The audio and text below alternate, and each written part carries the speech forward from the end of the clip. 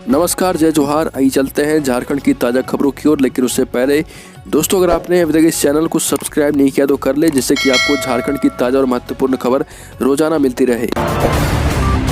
पहली बड़ी खबर, झारखंड हेल्थ डिपार्टमेंट की ओर से कोरोना संक्रमित होने के बाद होम आइसोलेशन में रहने वाले मरीजों के लिए निर्देश जारी किया गया। इसमें स्पष्ट रूप से कहा गया है कि इस दौरान अगर आपको 3 दिनों से हाई फीवर यानी 100 डिग्री से ज़्यादा बुखार आ रहा, सांस लेने में परेशानी है, ऑक्सीजन सैचुरेशन 93% से कम आ रहा, सांस की गति प्रति मिनट 24 से ज़्यादा है, सीने में दर्द व दबाव महसूस हो रहा, थकान व मांसपेशियों में दर्द है और मेंटल कन्फ्यूजन की स्थिति है, तो इसे नज़रअंदाज नहीं करें, तुरंत डॉक्टरों के संपर्क में आए और यह स्थिति खतरनाक हो सकती है।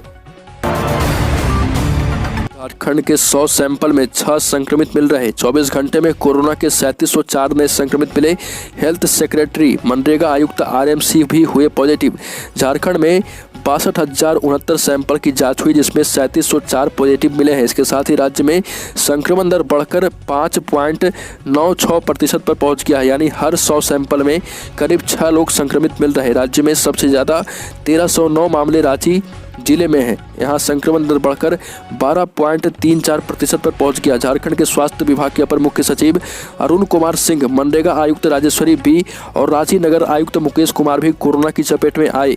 रांची के 9 और जमशेदपुर के 10 डॉक्टर भी कोरोना पॉजिटिव मिले हैं। खबर, भाजपा विधायक दल के नेता बाबूलाल मरांडी ने प्रेस वार्ता में आरोप लगाया कि पंजाब सरकार और कांग्रेस ने प्रधानमंत्री नरेंद्र मोदी को मारने के लिए सुनियोजित षड्यंत्र रचा था, पर जाको राखे साइयां, मार सके न कोई। मरांडी ने आरोप लगाया कि प्रधानमंत्री की सुरक्षा में हुई चूक के लिए पंजाब सरकार माफी के योग्य नहीं है। कांग्रेस द्वारा जो स्थिति उत्पन्न की जा रही है वह लोकतंत्र की हत्या है और कहा गया कि पंजाब सरकार ऐसे लोगों पर कड़ी कार्रवाई करे। यदि दोषियों पर पंजाब सरकार कार्रवाई नहीं करती तो केंद्र सरकार को पंजाब में राष्ट्रपति शासन लागू कर देना चाहिए। झारखंड में दुकानों के बाहर नो मास्क नो एंट्री का लगाएं बोर्ड। बिना मास्क के घूमते लोगों के साथ सोशल डिस्टेंसिंग का पालन नहीं करने वालों पर होगी कार्रवाई। प्रशासन ने झारखंड में अब जांच अभियान शुरू कर दिया है। प्रशासन के निशाने पर बड़े दुकानदारों के साथ साथ साक्षी फुटपाथ पर दुकान लगाने वाले दुकानदार भी हैं। और आपको बता दें कि जांच अभियान में साक्षी फुटपाथ पर ऐसे लोगों पर कार्रवाई की गई है जो कि दुकान में सोशल डिस्टेंसिंग का पालन नहीं कर रहे थे। खबर, झारखंड में कोरोना का संक्रमण रोज नए रिकॉर्ड बनाने में लगा है। ये आंकड़े डरावने होते जा रहे हैं। इसका सीधा असर राज्य में बच्चों की पढ़ाई पर पड़ने वाला है। दिसंबर में आयोजित होने वाले टर्म 1 की परीक्षा पहले ही टल गई है। ऐसे में बच्चों के जेहन में सबसे बड़ा सवाल यही है कि परीक्षा होंगी या फिर पिछले साल की तरह ही बच्चे प्रमोट किए जाएंगे। आपको बता दें कि एक्सक्लूसिव बातचीत में राज्य के शिक्षा मंत्री जगन्नाथ महतो ने कहा कि हमारी प्राथमिकता है कि बच्चों की जान पहले बचाएं। और आपको बता दें कि शिक्षा विभाग ना स्कूल बंद करता है ना खोलता है, सब सरकार की मर्जी है। बच्चों को अगली कक्षा में प्रमोट किया जाएगा या परीक्षा का आयोजन होगा, इस पर विभाग विचार कर रहा। समय और परिस्थिति का इंतजार किया जा रहा। इसके आधार पर जल्द इस दिशा में निर्णय लिए जाएंगे। इसमें हर चीज़ की रूपरेखा तैयार की जा रही। स्कूल खुलेंगे तब समय अवधि बढ़ाई जाएगी या सिलेबस को कम किया जाएगा, इस पर भी विचार किया जा रहा। झारखंड में और भी बढ़ सकता है लॉकडाउन अवधि। आपको बता दें कि झारखंड में कोरोना का संक्रमण अब डॉक्टरों को भी अपने आगोश में ले रहा। झारखंड में संक्रमण दर में रिम्स के 111 डॉक्टर कोरोना संक्रमित पाए गए। रिम्स प्रशासन का कहना है कि अभी ज़्यादा परेशानी की बात नहीं है। ज़्यादातर संक्रमित हल्के लक्षण वाले हैं और हॉस्पिटल में भर्ती होने की बजाय घर पर रहकर अपना इलाज कराना चाहते हैं, ताकि आइसोलेशन में भी उन्हें परिवार सपोर्ट मिल सके। झारखंड में संक्रमण लगातार बढ़ता जा रहा है। इससे लोगों के साथ ही सरकार की परेशानी भी बढ़ रही। आलम यह है कि आम लोगों के साथ अब डॉक्टर भी संक्रमण की जद में तेजी से आ रहे। अकेले रिम्स में ही कई डॉक्टरों में संक्रमण पाया गया। झारखंड के स्कूली बच्चों की शिशु पंजी अपडेट की जाएगी। इसके लिए सभी घरों का 7 जनवरी से हाउस होल्ड सर्वे शुरू होगा, जिसे 25 जनवरी तक पूरा करना होगा। 6 से 18 साल के बच्चों का सर्वे होगा। यह सर्वे डहर ऐप के माध्यम से घर घर जाकर किया जाएगा। हाउस होल्ड सर्वे प्राथमिक स्कूलों के शिक्षक करेंगे। स्कूल पोषक क्षेत्र में पढ़ने वाले सभी घरों को शिक्षकों के बीच बांटा जाएगा। जिस शिक्षक के हिस्से में जितने घर मिलेंगे वो उन्हीं घरों में जाकर डहर ऐप में उसे अपलोड करेंगे। सर्वे के दौरान शिक्षक सामाजिक दूरी का पालन करेंगे और मास्क व सैनिटाइजर का उपयोग किया करेंगे। इसके लिए स्कूली शिक्षा एवं साक्षरता विभाग ने निर्देश जारी कर दिया है। झारखंड शिक्षा परियोजना परिषद की राज्य परियोजना निदेशक किरण कुमारी पासी ने सभी जिलों से कहा कि 7 जनवरी से 25 जनवरी तक बच्चों की शिशु पंजी अपडेट की जाए।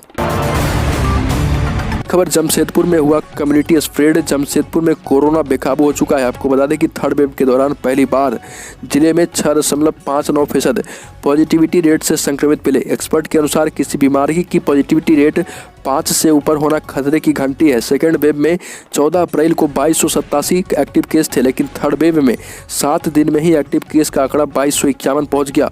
आपको बता दें कि जिले में अभी 10,955 सैंपल की जांच हुई है। इसमें से 722 नए संक्रमित मिले हैं। और बीजेपी ने पूर्व विधायक गुरुचरण नायक पर हुए नक्सली हमले पर सरकार पर हमला बोला। बीजेपी के विधायक दल के नेता और पूर्व सीएम बाबूलाल मरांडी ने कहा कि हेमंत सरकार या तो उग्रवादियों को संरक्षण दे रही या उग्रवादियों से डरी है। राज्य में भयावह स्थिति है, पुलिस भी डर चुकी है। राज्य में कानून का नहीं बल्कि गुंडे माफिया उग्रवादियों की सरकार चल रही। हेमंत सरकार ऐसे तत्वों से घिरी है, पुलिस को वसूली के लिए लगा दिया गया है। प्रदेश में कानून व्यवस्था चौपट हो चुका है। और ये भी कहा गया कि हेमंत सोरेन सरकार चलाने की स्थिति में नहीं है, नहीं तो सत्ता छोड़ दे। पूर्व विधायक को भागकर जान बचाना पड़ा था। आपको बता दें कि दुखद यह है कि पुलिस अपने ही जवान का शव लेने 15 घंटे बाद पहुंची है और स्पष्ट रूप से ये बाबूलाल मरांडी ने आरोप लगाया है। रांची में पीएम आवास योजना का कोऑर्डिनेटर गिरफ्तार। एंटी करप्शन ब्यूरो की टीम ने रांची के चान्हो प्रखंड कार्यालय में प्रधानमंत्री आवास योजना के कोऑर्डिनेटर किशोर कुजूर को 2000 रुपये घूस लेते रंगे हाथ गिरफ्तार किया। प्रखंड की सिरगाई पंचायत के एक लाभुक से आवास योजना की राशि के भुगतान के लिए 2000 रुपये की घूस मांग रहा था। एसीबी की टीम ने उसे गिरफ्तार कर रांची ले आई है। दरअसल सिरगाई पंचायत के इरशाद अंसारी का आवास पंजीकृत हुआ था और कोऑर्डिनेटर किशोर कुजूर 40,000 रुपये की किस्त का भुगतान करने के लिए 2000 रुपये का घूस मांग रहा था। झारखंड में भी होगी सेब की उपज। सेब की उपज मुख्य रूप से ठंडे प्रदेशों में होती है, लेकिन अब सेब की नई प्रजाति हरिबन 99 की खेती गर्मियों में भी होगी। झारखंड के पलामू जिले को इसके लिए उपयुक्त माना गया है। जिले के किसानों ने खेती के लिए हिमाचल प्रदेश से सेब के पौधे मंगा लिए हैं। गर्मियों का सेब कहा जाने वाला हरिबन 99 के लिए पलामू की मिट्टी और जलवायु उपयुक्त मानी जा रही। चियाई की स्थित क्षेत्रीय अनुसंधान केंद्र के वैज्ञानिक प्रमोद कुमार सिंह के मार्गदर्शन में पलामू में सेब की खेती की जा रही है। पलामू के आयुक्त जड़ाशंकर चौधरी का मानना है कि पलामू के लिए सुखद बात है। झारखंड के पाकुड़ में मिले 11 नए कोरोना संक्रमित। एक्टिव केस की संख्या हुई 15। संक्रमण के बढ़ते मामलों के मद्देनजर सभी जिलों को होम आइसोलेशन की नई गाइडलाइन जारी की गई। स्वास्थ्य विभाग के अपर मुख्य सचिव अरुण कुमार सिंह ने कहा कि केंद्र सरकार ने होम आइसोलेशन की नई गाइडलाइन जारी कर दी है, जिसका पालन राज्य में सभी सुनिश्चित करना है। इसके तहत एसिम्प्टोमेटिक और हल्के लक्षण वाले संक्रमितों को होम आइसोलेशन में रखना है।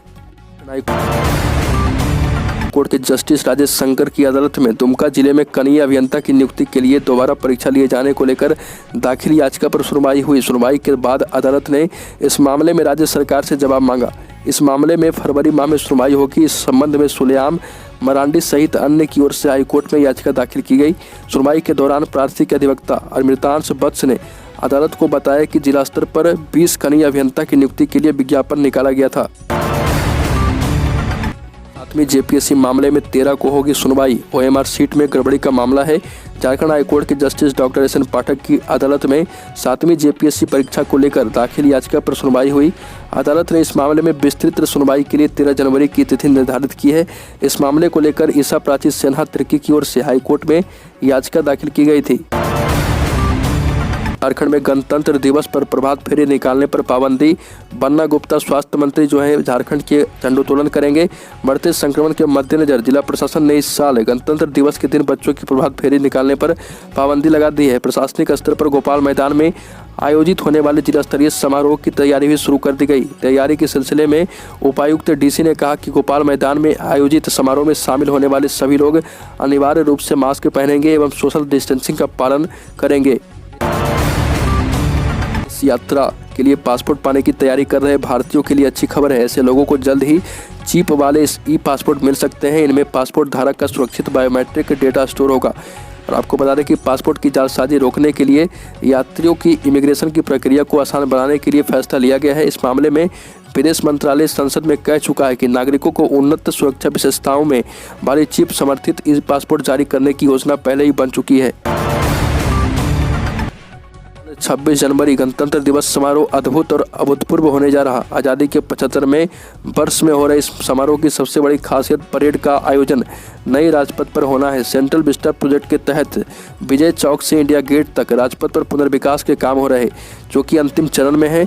विशेष बात यह भी है कि इस बार राजपथ पर पहली बार देश भर से प्रतिस्पर्धा के जरिए चुने गए प्रोफेशनल्स उतरेंगे। टेक्नोलॉजी, स्वदेशी और नवीनता का समावेश करने के लिए ड्रोन परेड का सबसे अनूठा पहलू भी जोड़ा गया है। प्रधानमंत्री नरेंद्र मोदी की रैली में चूक होने के मामले में पंजाब सरकार ने केंद्रीय गृह मंत्रालय को पहली रिपोर्ट भेज दी है। सूत्रों के मुताबिक इसमें कहा गया है कि सरकार ने देर रात तक रूट क्लियर करवा दिया था। पीएम मोदी के काफिले के दौरान अचानक वहां प्रदर्शनकारी आ गए, जिन्होंने रोड जाम कर दिया। इस मामले में किसने लापरवाही बरती, इसकी जांच के लिए कमेटी बनाई गई।